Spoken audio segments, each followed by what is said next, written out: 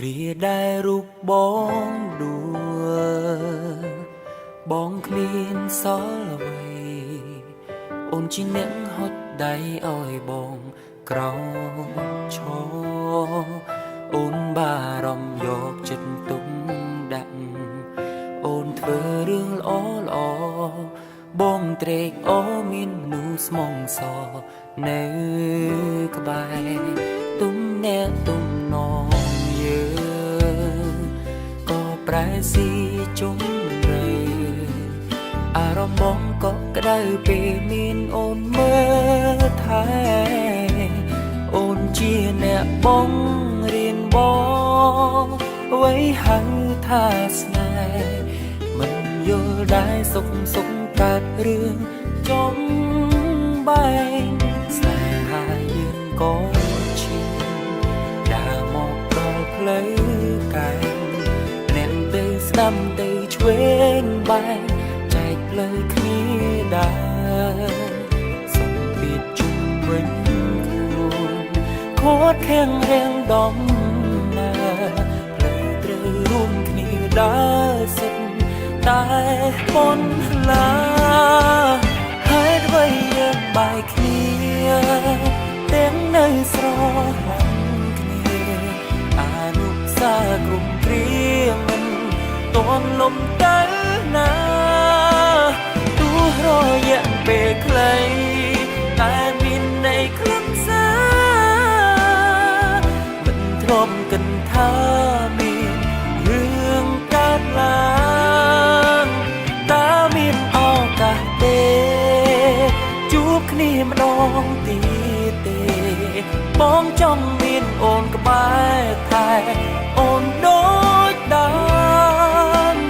អាចអោបបងបានទេអោបបងដូចទីយ៉ាងប្រាំពីបើដកដង្ហើមពេលដែលគ្មានអូនវិលរកបងមិនបានទេ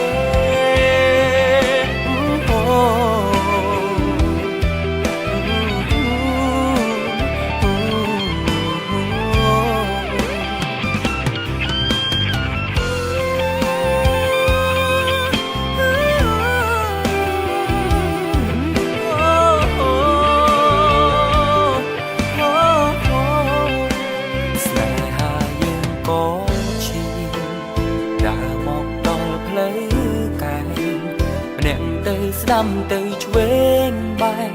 ចែកផ្លូវគ្នាដើរសុំពីជុំវិញខ្លួនខត់ខាំងរៀងដំណើរផ្លូវត្រូវរួមគ្នាដើរសិនតែ